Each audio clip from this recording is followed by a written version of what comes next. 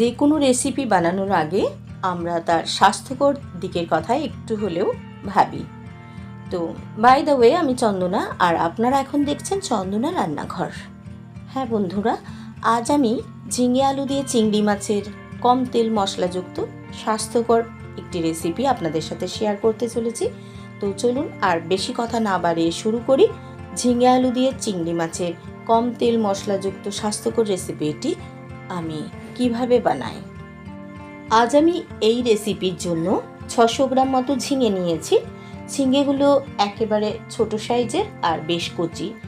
এখন আমি এই ঝিঙেগুলোর থেকে মাঝখানের মোটা অংশটা তুলে বাদ দিয়ে মাঝ বরাবর লম্বা ফালি করে তারপর ছোট ছোট টুকরো করে কেটে নেব।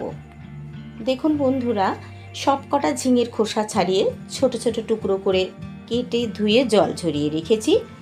দেখে নিশ্চয়ই বুঝতে পারছেন যে ঝিঙের পুরো খোসাটা তোলা হয়নি, কারণ পুরোটা তুলে ফেললে ঝিঙে রান্না করার সময় একেবারে গলে যায় আর সেটা খেতে কিন্তু একেবারেই ভালো লাগে না।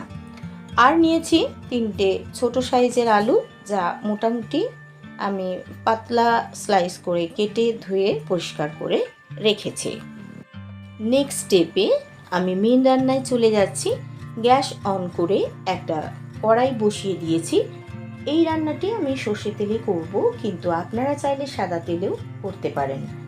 তাই পরিমাণ মতো সর্ষের তেল আমি কড়াইতে অ্যাড করে দিচ্ছি। আর তেলটা গরম হলে কেটে রাখা আলু আমি কড়াইতে অ্যাড করছি, আর খুব অল্প পরিমাণে হলুদ গুঁড়ো আর লবণ দিয়ে নাড়াচাড়া করে হালকাভাবে ফ্রাই করে তুলে নিচ্ছি। তারপর ঝিঙের টুকরোগুলো কড়াইতে দিয়ে দিলাম।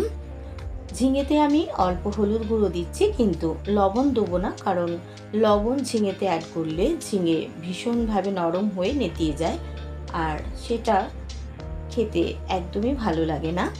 তো ঝিঙে থেকে বেশ জল ছাড়তে শুরু করেছে। আমি 2-3 মিনিট সময় নিয়ে মিডিয়াম ফ্লেমে হালকাভাবে নাড়াচাড়া করে ফ্রাই করে ঝিঙেগুলো তুলে নিচ্ছি।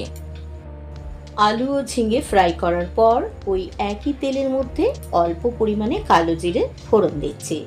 15 থেকে 20 সেকেন্ড পর ফোড়ন থেকে সুন্দর ফ্লেভার এলে একটা ছোট সাইজে কুচনো পেঁয়াজ, সামান্য টমেটো কুচি অ্যাড করছি, আর নেড়ে চেড়ে পেঁয়াজ ও টমেটো যাতে তাড়াতাড়ি মেল্ট হয়ে যায় তাই সামান্য পরিমাণে লবণ অ্যাড করে দিলাম।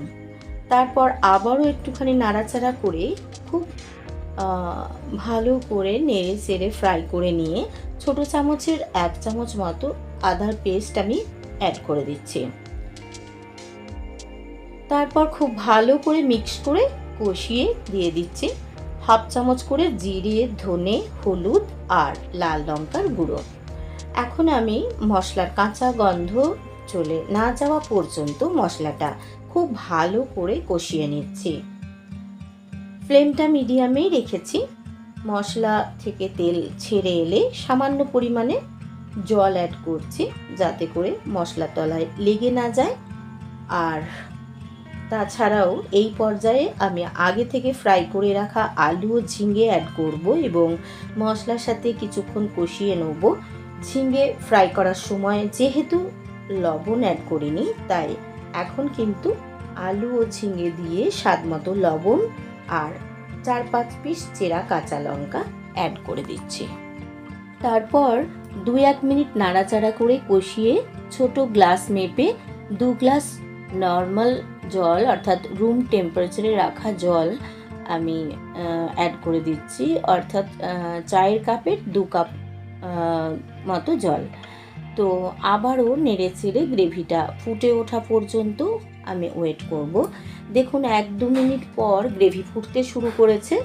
তো আমি আগে থেকে 250 গ্রাম মতো মাঝারি সাইজের চিংড়ি মাছ, যা ধুয়ে পরিষ্কার করে সামান্য হলুদ ও লবণ দিয়ে ফ্রাই করে রেখেছিলাম, তা এবার অ্যাড করে দিচ্ছি। আর খুব ভালো করে মিক্স করে লো টু মিডিয়াম ফ্লেমে 8 থেকে 10 মিনিটের জন্য ঢেকে কুক হতে দিচ্ছি। 10 মিনিট পর ঢাকা খুলে ফিরে এলাম।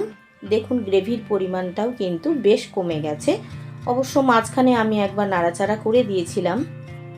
2 কাপ জল অ্যাড করার ফলে 10 মিনিট ঢাকা দিয়ে কুক করার পরেও কিন্তু গ্রেভির এই পরিমাণটা বজায় আছে এবং সবজিগুলোও কিন্তু বেশ ভালো মতো কুক হয়ে গেছে। আপনারা গ্রেভির পরিমাণ একদম যদি কম চান তাহলে 1 কাপ জল অবশ্যই অ্যাড করতে পারেন। এই পর্যায়ে আপনারা গরম মশলাও অ্যাড করতে পারেন, তবে আমি চিংড়ির এত সুন্দর একটা ফ্লেভার সেটাই চাই, তাই আর গরম মশলাও দিচ্ছি না। গ্যাসের ফ্লেমটা আমি অফ করে দিলাম। 2 মিনিট পর ফিরে এসে সার্ভ করে দেখাচ্ছি। ঝিঙে আলু দিয়ে চিংড়ি মাছের কম তেল মশলাযুক্ত সুস্বাদু এবং স্বাস্থ্যকর রেসিপিটি আমি সার্ভ করে দিলাম। আর আমার আজকের এই রেসিপিটি যদি আপনাদের ভালো লেগে থাকে তাহলে প্লিজ লাইক, শেয়ার ও কমেন্ট করতে একদম ভুলবেন না। আর আপনি যদি ফেসবুক থেকে এই রেসিপিটি দেখেন তাহলে পেজটা ফলো করার, আর ইউটিউব থেকে দেখলে একটা লাইক করারও অনুরোধ জানাই। আর আপনি যদি আমার চ্যানেলের নতুন বন্ধু হয়ে থাকেন তাহলে প্লিজ সবার আগে চ্যানেলটি বরাবরের মতো সাবস্ক্রাইব করে নিন, আর পাশে থাকা বেল আইকনটি অবশ্যই প্রেস করে দিন আমার চ্যানেলের সব নিত্য নতুন রেসিপির আপডেট সবার আগে পেতে। আজ তবে এই পর্যন্ত। নেক্সট এপিসোডে আবারও অন্য কোনো নতুন রেসিপি নিয়ে আপনাদের সাথে দেখা হচ্ছে। ততদিন ভালো থাকবেন, সুস্থ থাকবেন আর সবাইকে ভালো রাখবেন। ধন্যবাদ।